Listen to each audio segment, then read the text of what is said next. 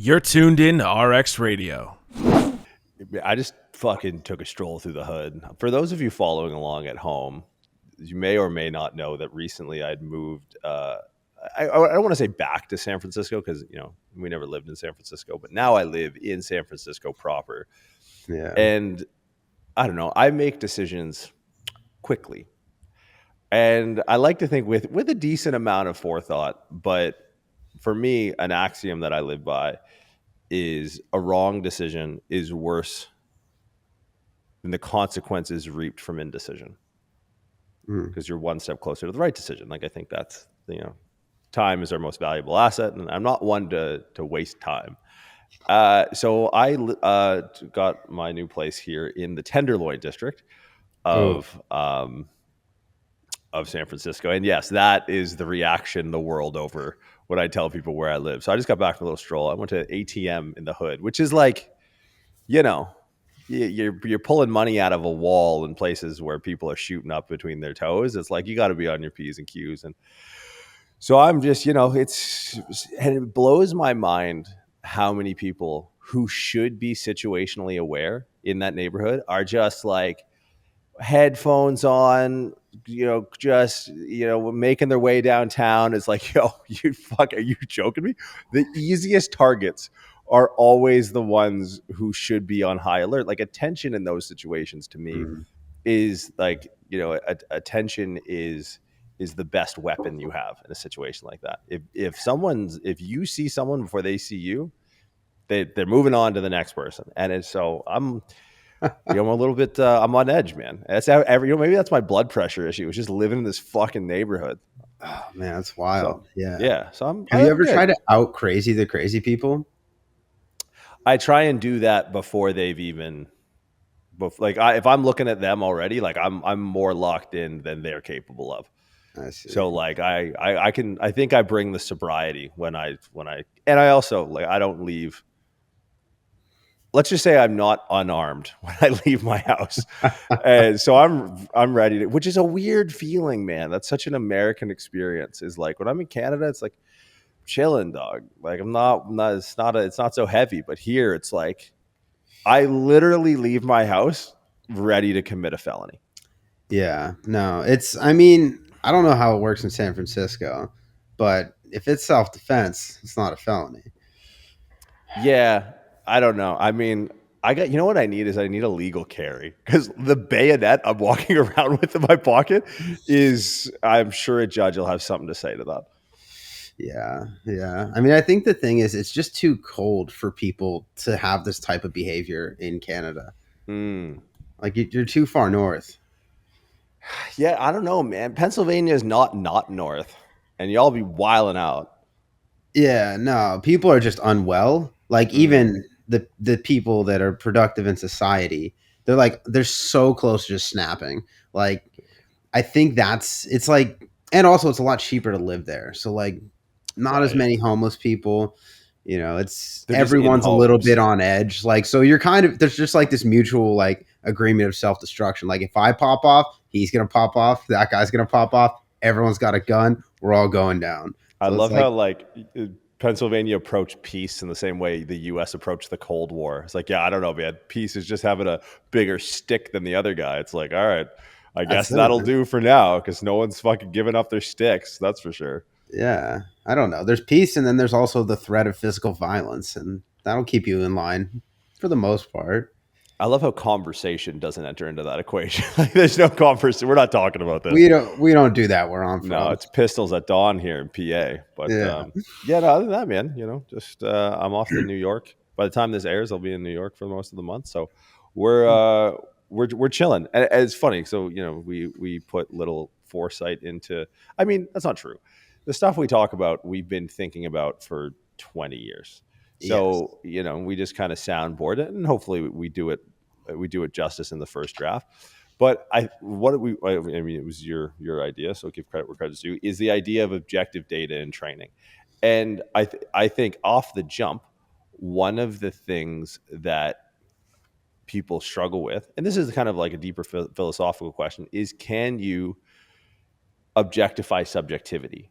And I think the answer is inherently yes. And that is at the fundamental root of this conversation. Is if you don't believe that you can do that, then you're going to be having a very different conversation, at least in the conversation that I'm going to have, because I think, you know, and I don't even want to give this shit daylight anymore. The idea of optimization, right? Like the science-based community, like this meme of of like a boogeyman that has made itself out of like nothing. Like it doesn't really exist. Like the scientific community of lifting is like 2 TikTok pages and a YouTube channel. It's not a thing. Like go to a gym and it's not a real thing. So I don't want to call much attention to like the hyper optimal crowd in like, you know, the idea of good versus bad, or green air or green check versus red X. But I do think at the base of the conversation around objective metrics in training, you know, regardless of whatever your desired outcome is do you fundamentally believe that that you can objectify the subjective experience of training? Because I think that's something that doesn't nearly get talked about enough, because it puts the responsibility of some sort of quality assurance on the person interpreting the data, right? And this is where I think a lot of the data goes awry, is the over reliance on it and the underappreciation of the subjective interpretation. And there's 2 voices at the table. We talked about this a few weeks ago.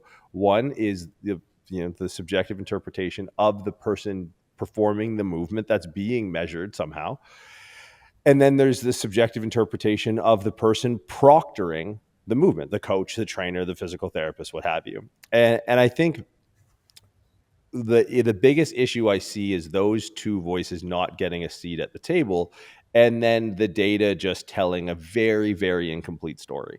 So I think, you know, in order to have this conversation on an even footing, I think even if you're someone who is really data driven, not data informed, data driven, you need to, for at least in my part of this conversation, suspend your disbelief of the importance and the ability to objectify the subjective experience of training, and grant me this one miracle for the next 40 minutes or so, because a lot of my arguments, a lot of my points are going to be based on that, where we're going to talk about points of data that we find useful, where I'm going to do that, but also correlate it to some sort of subjective experience, because I've had this conversation, you know, and I tend not to argue much anymore, because, you know, if you're arguing with people's beliefs, you're really arguing with their identity, and there's no winning that. And one of the difficult parts about some of the dogma around objective data in training, not to say that, like, you know, we don't need it or it's not useful. Like, yeah, quantifying is a part of the story. But, you know, at the end of the day, it's about completion of the task, wins and losses, and there's going to be a subjective component to that. So I tend to not argue much anymore with people unless they can grant me that footing of like, we need to understand that, you know, good and bad and on and off and 1 and 0 are not on offer in this conversation, but there is value in the data of better or worse. And I think that's where I'd like to start, is that's the territory that's like, okay, we'll talk about the numbers, but we need to also talk about the quality and the subjective interpretation that go along with the numbers. Yeah, I think we're probably going to have a pretty similar stance on this. For me, it's in the subjective versus the objective. I think training up until probably training itself in the gym, I think probably 5 to 10 years ago, there was much less objective input available than there is now. Now everyone's got an Apple Watch barking at them. They've got, you know, a service to get their blood labs done. They know their heart rate variability. Like they're monitoring everything that you can monitor. And I think that there is benefit to that, but I think it's different than what a lot of people use it for. I think a lot of people take it at face value, is they wake up and they look at their iPhone to see how they slept, right? It's you know, there's a number associated with your sleep, but how the fuck do you feel? Like there's certain things, and I think the big benefit to having objective data and the big benefit to having subjective data is learning when they need to invalidate one another. Right. That's the thing, is like when they don't align, one of these things has to be right and the other has to be wrong. And I think that's when objective data can be really valuable, because the thing about subjective data is that there's an emotional component to it. Right. Emotion is not based in fact or logic. It's simply how we feel at a given time. How many times have you had that conversation? How Too many? many. Too Oh my many. God, Jesus! I Yeah. was like, I got cue cards somewhere that say that. I think I laminated them at one point. Just started handing them out to people and be like, "I'm sorry you feel that way." Right. Right. I'm Oh sorry, God! you're a big bitch and you're wrong. Um, Yikes! J Marsh on the cut. yeah, right.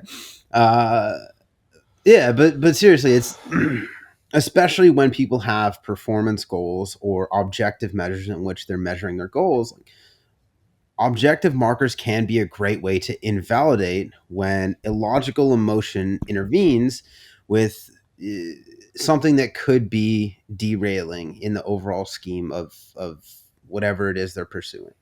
I think that's one very valuable use of objective data, versus the flip side of that is there will be times when objectively, like, things aren't there, things shouldn't align, and you're not in the place where you should be performing, you should be pushing.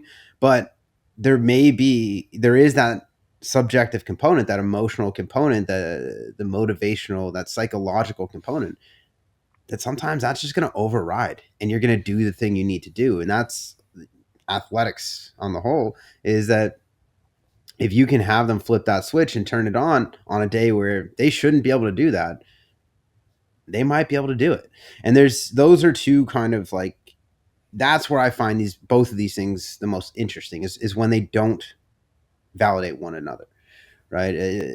I think there's every single objective metric that you could find under the sun now that people try and integrate into training. And you said it a bit earlier on, is that I find these things the most useful when they're informing one another. Right. I think a lot of objective pieces, they have they have a home as something that you test and retest. I don't think that they have a home as something that is, influencing decisions on a day-to-day basis. In the gym, there are certain things like tracking your macronutrients. Yes, that is something that you should be informing your next meal on, based on your goal and what you've eaten for breakfast. Like, I think that is something that, having a constant read on that objective metric will help you reach your goals. But like, bar speed or ground contact time, that's not something that you need to do every single session to inform the direction that you're trending towards your goals. So I think that there is a process, and there is kind of an order to these things, that, okay, some objective variables are going to hold more weight than others. And determining that is going to be really helpful in kind of disarming that psychological crutch that we can use these things for. I want to take a step back. You said something to me years ago that stuck with me. And it was something to the effect of like, yeah, but Shallow, you're making the assumption that people want to get better.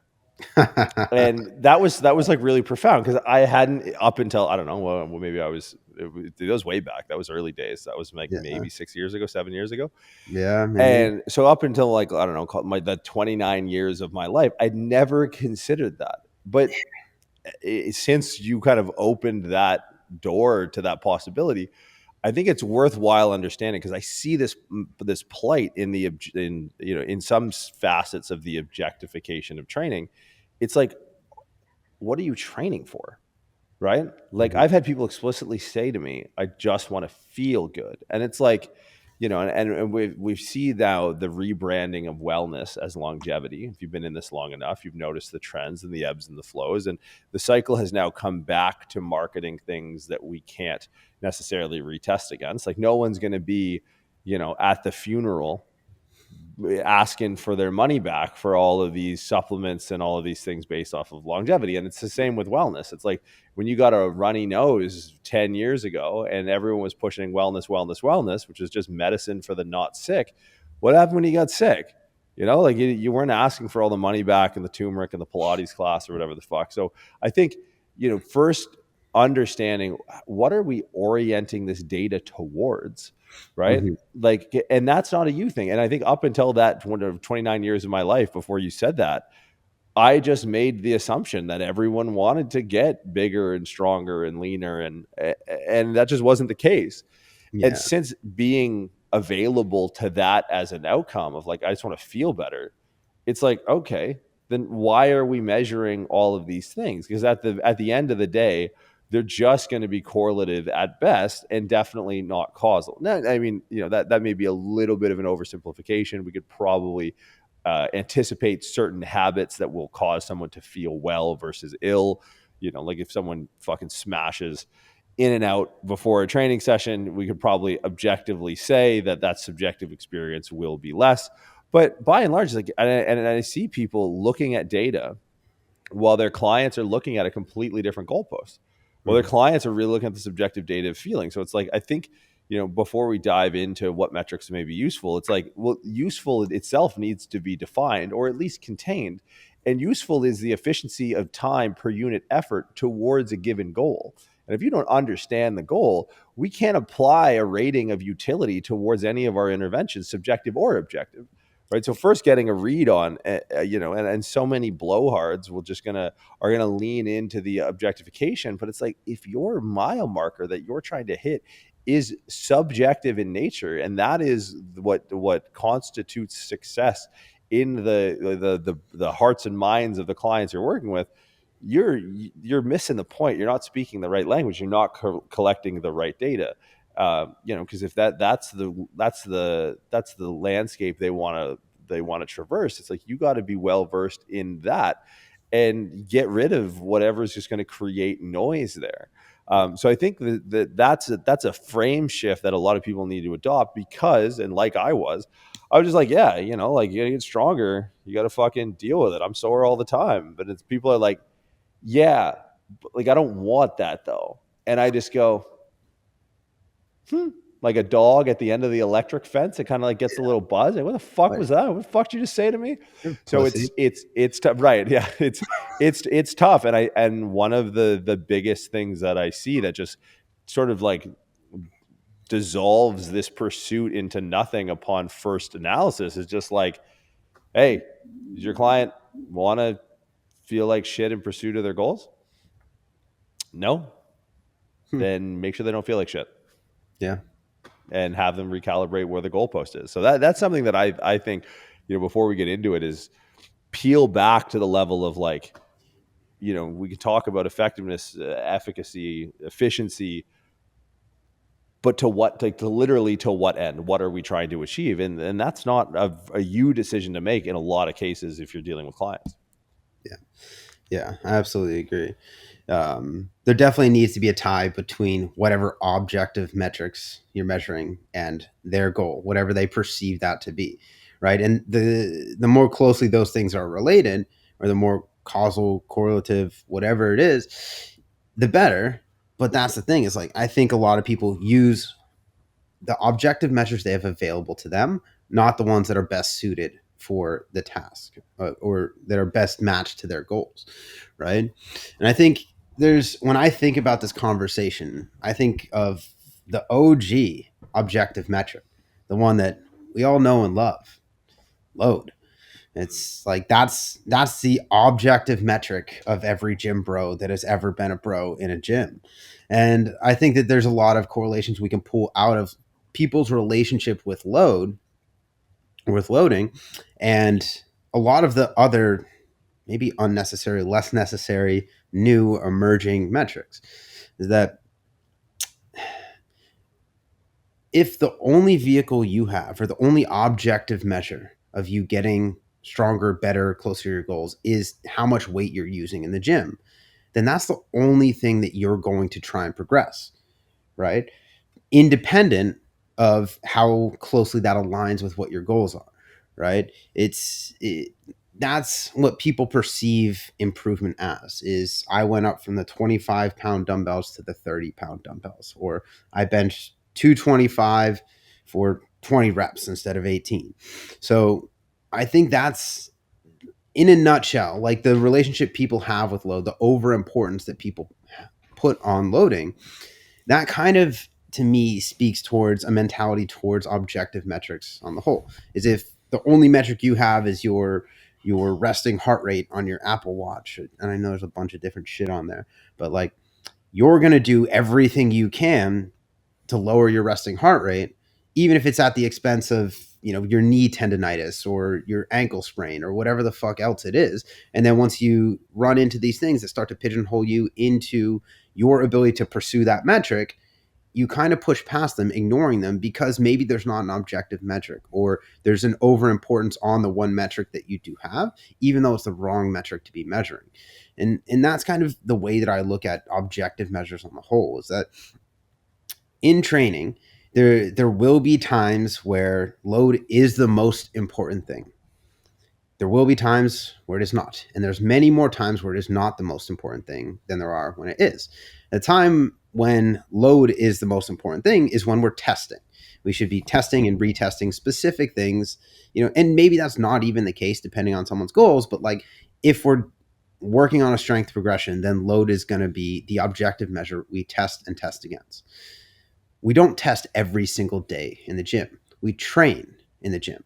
And testing and training are two completely different things, right? We want to use that objective measure from one test phase to the end of that test phase, or one test phase to the prior test phases, to understand the trend of how things are going, right? Is if we can plot data points over our entire lifting career, there should be an upward slope to those data points because we're informing one training cycle off of the last, but we're not monitoring load every single day. If we were to monitor load every single day, there would be a lot of up and down, and there would be, we would peak, and then there'd be a long valley before a gradual upslope, and then hopefully another peak. And what I'm getting at here is that if we look at maybe like blood labs as another one, is I'm not going to get blood labs done every week and look at every single value every single week to see how it's changing, because that's not necessarily, it's not giving me time to make changes. There's no meaningful intervention in the time between those two things. Same thing with the strength training cycle, is that if I come in the gym and I'm just competing every day to max out the load that I can use, I'm not going to be able to have time to make meaningful changes from session to session where that load should be going up. There's nothing that I did that should be causing a change in that load, right? It's those things take time. They take adaptation. There's physiological changes that need to happen that happen over longer periods of time with peaks of stress and peaks of recovery and everything that goes into that.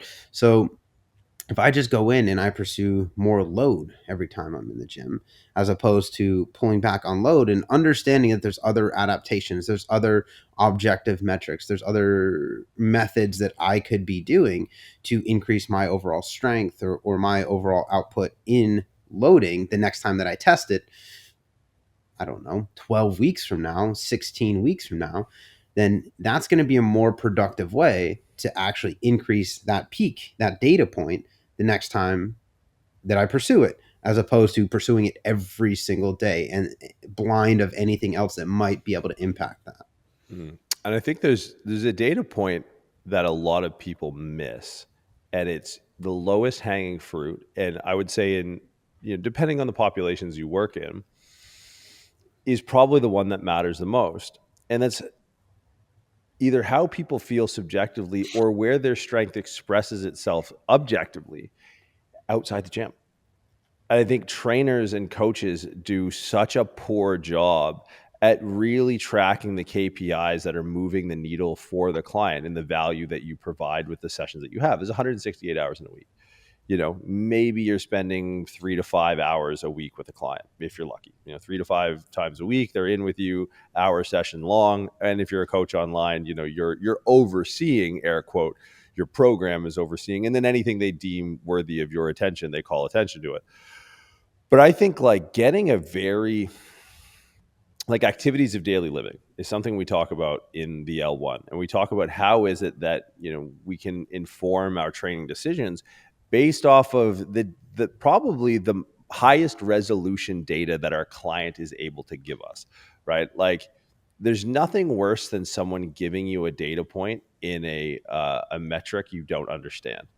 Like you talk to people from the UK and they're like, oh, mate, he's 4 stone. And I was like, what the fuck did you just say to me?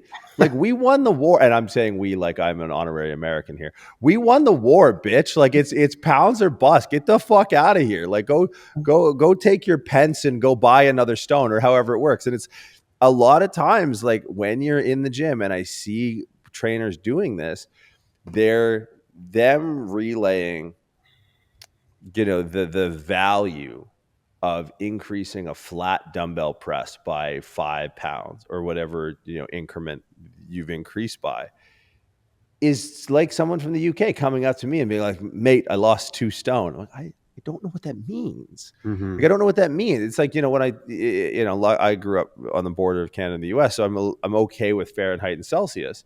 But like I watch people just go into a mental tailspin when I give a temperature in Celsius. They're like, Nah. they just assume that right. It's just like it's it's the funny part about Fahrenheit and pounds is that I think there's like 2 other countries in the world. If I'm not mistaken, it's Algeria and like Myanmar and you guys that are just holding it down for pounds and inches and shit.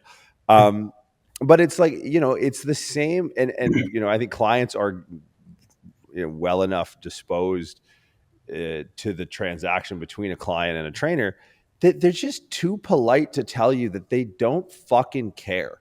Yeah. And it's such a hard realization because God, there was a point there was a point in our lives where the idea of 5 extra pounds on a bar was worth anything, was worth our health, was worth our sanity, was worth our well-being, was worth our lives. It was literally like, and we could say that jokingly because we're either halfway through a really interesting life or a quarter of the way through a boring one. But it's like breaking that habit to me it took so many failed attempts at communication to realize like, oh, my tradition is painting this experience and I can't even see how. And the second I peeled that back and I was like, what do they actually fucking care about? Because they don't care. Like, I'm hype when we're hitting PRs. Hype. Like, it's like I hit the PR. And like your clients don't give a fuck. One, because like you're usually stronger than them and they're like, okay, like we're not earth shattering here. Like you dumbbell curled my bench press on the way to the fucking rack. And 2, like this has no bearing on like the way I make money, how my partner perceives me, what my kids think of me, what people, and all of those things like melt my brain. Because I'm like, wait, there was probably a point in my life where, and not to be crass, but like that probably had a big bearing on the success of a lot of my life in every social circle. It's like, yeah, I don't know. He's kind of retarded, but he's fucking strong. I was like, you're goddamn right I am. Wait, what? Like, so I think the activities of daily living, kind of leaning in my trend of subjective data being objective, is something that's always on offer. Because to your point, you're not going to have those wins every day, right? This idea of progressive overload and like, what are you going to do? Just come in and get stronger every single day and have like a faster bar speed. It's like, there's this undulating progression that comes in really like random ass waves. And unless you're living with someone 24/7, even then, and trust me, like I've pretty much done it in my level or at this point in my career, lived with people 24/7 and still not been able to come up with answers of why they're performing a certain way, right? Like you only know the tip of the iceberg of what would be affecting someone's psychology and physiology when it comes to like such a narrow window of time that we have to view it through the lens of performance. So it's like, okay, open up that aperture a bit and start to see, well, okay, maybe it's not here in this 3 sets of, 6 to 10 or 8 to 12 or whatever rep range, but maybe there's a footing we can get in our progress in your domain of expertise in living your life for the time outside of these 4 walls of the gym. So getting very attuned to what those potential metrics are. Right? Something as simple as like walking upstairs versus walking downstairs, knee pain, etc. And it is chasing the progress there that allows you to have this like omnipresent relationship with your clients and start to tie the value of these objective wins in the gym that they find inconsequential to very subjective wins in their life that are the reason they're fucking training with you. I want to be able to pick up my grandkids. I want to be able to do this. Last time I did this, I fucking my back hurt. And the funny thing is, and you know this in your own personal life, everyone knows this, the second the pain goes away, the memory just is so, like, every time I get a tattoo, I'm like, I hear the guns start again and I go, fuck.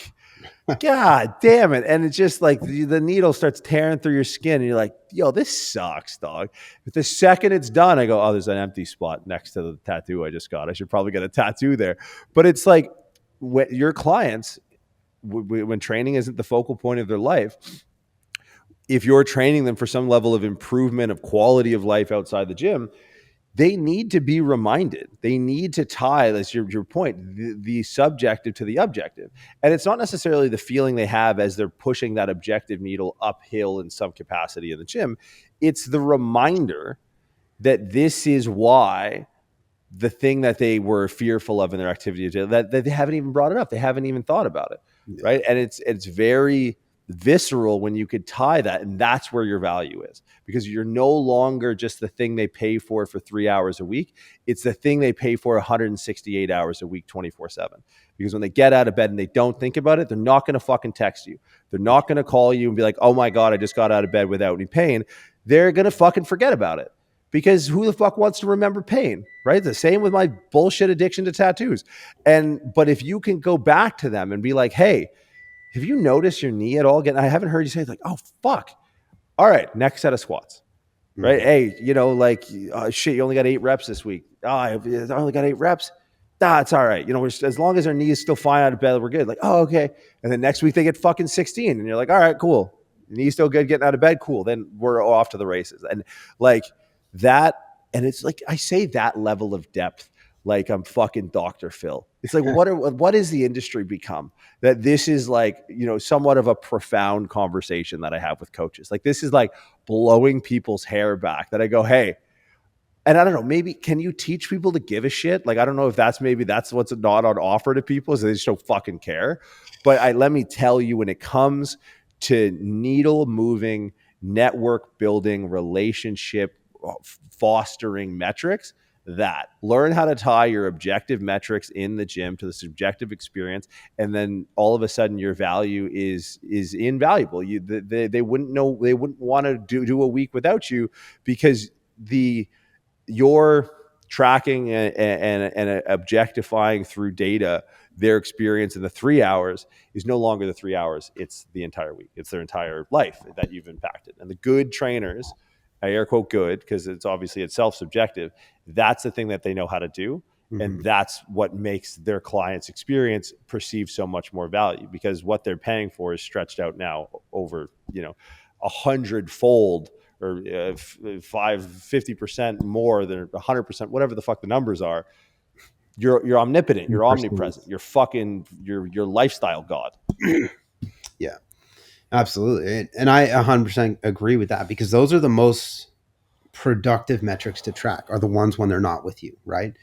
Because if, say whether you're working with athletes, whether you're working with someone that's trying to lose weight, trying to get out of pain, like, it doesn't fucking matter when they're with you, because you control all the variables there, right? Maybe some of what you're doing is to test to see like their preparedness or whatever for that day of training.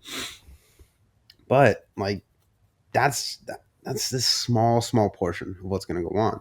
But if you can start to give them a level of awareness around the things that they're doing outside of the gym that are affecting what's happening inside of the gym, that's exactly what you're saying, is that now you're not just training them 3 hours a week. Like, you're 168 hours a week. You're on their shoulder. Like, fuck, I really want the donuts today, but I'm just going to have an apple instead, because Jordan's going to say I'm retarded when I walk in the gym tomorrow if I don't. So it's like, that's the type of thought process. They're the type of metrics that are going to make a difference, is that if you can understand someone's life outside of the 3 hours a week that you're with them, then you can make adaptations in whatever you're doing with them. They're going to be a positive reinforcement to that. And a lot of times that's just conversation. Like, the reps and sets are reps and sets. We were going to fucking do those anyways. Like, all right, I'll use 5 pounds heavier, 5 pounds light today if they're tired or whatever's going on. But like, that has so little to do with understanding exactly like you said, what happens for the other 23 hours out of the day. Like, what are you doing? So like for me, if I'm working with someone and this is someone like, I don't know, you and I, people that are listening to this podcast, it's so deeply ingrained. Like I can tell you how many hours of sleep I've had. I can tell you how many grams of protein I've had, how many milligrams of caffeine. I can tell you like everything that is going to impact my performance. But people don't even understand how these things correlate. They don't understand that if they're up until 2 a.m. scrolling on their phone, that they're going to feel like shit in the gym tomorrow. Like, oh yeah, I'm tired. I didn't sleep well last night, but it's fine. Or like that they had 2 glasses of wine with dinner, that's going to affect how they perform in the gym the next day. Like people don't make those correlations. So if you can get objective metrics on the things that they're doing outside of their session with you, then you can make subjective changes because they don't understand how those two things correlate. And yes, educating them on that, teaching them that is a valuable part of this process. But even if you don't, then you're just a fucking magician to them. And you're just creating changes for them in a way that they don't even understand, which is fine because they don't need to understand it because they have you. But like when it comes down to getting objective metrics that matter, it is those things. It's how many hours a night are you sleeping? It's building awareness around that and how it relates to subjectively their pain levels, their performance, their concentration, all the things that they're going to have some sort of, emotions around during the day, when maybe it's not this like deep emotional response, but it is like, oh fuck, like I feel good today. Like, yeah, because you slept 8 hours last night instead of 4. Like, if you can understand their diet and not necessarily down to like tracking macros and knowing everything that they're eating, but like generally, what are their dietary habits? What kind of foods do they go for? Like, do they order out a lot? Do they make their own food? Do they have any restrictions? Like, understanding these things makes such a big difference. And these are like, metaphorically the big rocks when we talk about objective metrics. Like if you have someone that's I don't know, you're measuring like their mileage on the track or like their ground contact time or the Nord board and all this shit, but you don't know what they're eating and you don't know how much they're sleeping, it's useless fucking data. Like it doesn't matter how much you paid for these force plates and these machines, but you don't understand the things that are going to have the biggest impact on those variables. Like that just doesn't make sense to me. And that's in my mind, like where the importance should be on this stuff is that there's an order to how this stuff matters, right? It's kind of like, it's exactly like recovery. This is recovery, this conversation. It's like, okay, if I want someone to perform objectively, then I need to make sure that I take care of the things that are going to have the biggest impact on their performance. And yes, training is the thing. That's the standard here. But outside of that, it's going to be how well did they sleep? How are they recovering through diet? Are they hydrated? What are their stress levels? What are their physical stress and psychological stress levels outside of what we're doing in here an hour to 2 hours out of the day? Those are the objective measures that are going to matter so much more than keeping tabs on their ground contact time or their broad jump or whatever it is that you're measuring objectively in their performance. These are the things that are going to dictate that. So if you're skipping the cue and you're going right to the end being like, no, we need to get your grip strength with the dynamometer today. Like, okay, but how much did he sleep last night? Like I could tell you if they slept 6 hours instead of 8 or 9, that's going to be down. Like I don't need to know that metric if I know this metric because they didn't do this. So why would that be something that would inform what I want to do today? Yeah, just understanding the relationship. I think that people struggle so much with. I can't help but think of all the times I've seen people, ripping down the street on some fucking Lime scooter thing with a COVID mask on. And you're just like, do you understand relative risk? Nah. Like, what is the thought process that puts the mask over the face but doesn't put you on the sidewalk or put a helmet on or like put you inside of a public transportation? Like, do you understand like what's actually going to kill you here is not this this virus, but it's probably going to be a fucking Altima, right? With its right turn signal on, hooking left into the next lane, and the next thing you know, 2 cops are showing up at your parents' door telling them that, I'm sorry, ma'am, but you're going to have to come with us. It's like, it's the same idea. Like, I think training sessions, and I didn't know how I felt about the criticism and the emergence of the moniker of coach. We're a big part of this, I think. Like, the coach on the back of the t-shirt thing started like fucking 7 years ago. Like, every time I see that, it's like, that's funny. I remember sitting with you and designing those shirts that just don't have our company's logo on it, but that's neither here nor there. One day we're going to do a podcast when it's safe to do so. And we're just going to go on a fucking tirade of the people who are completely unoriginal that have just, let's say, sampled some of our tracks.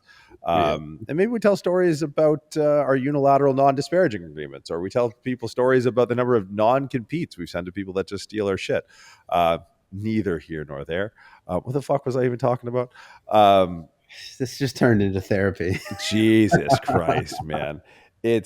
But the idea of coach, right? This moniker, and there's someone I respect a whole lot in the industry, and I'm not going to name his name, but he, old school guy, did really well in the personal training space in person, scaled up facilities the world over, and someone I definitely admire, and some of you probably can piece together who this is, given that description. But he went on a tirade at one point, as he does. And he was like, he really pushed back against the idea of coach, that he's like, no, it's personal trainer.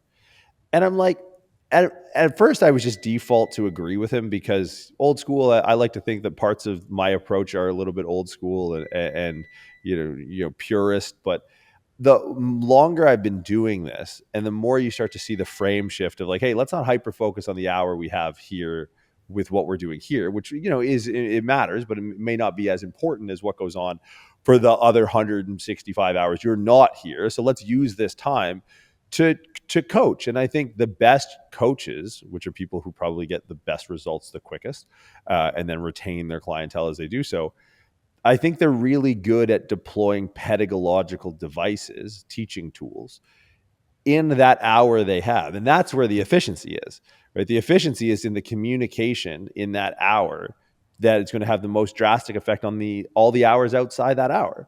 Mm-hmm. And so I think I've come full circle to, somewhat of a new opinion, or at least my opinion, is that I like the moniker coach, because it implies that the service comes with this foresight outside of just like, hey, we're going to bury you for an hour 3 times a week, and then we're going to have a chat here and there about macros and sleep or whatever. It's like the real value, and this is where I see online coaches just getting crazy results. I mean, look no further than the team that we work with at Prescript, that that teach for us and then have really successful coaching businesses.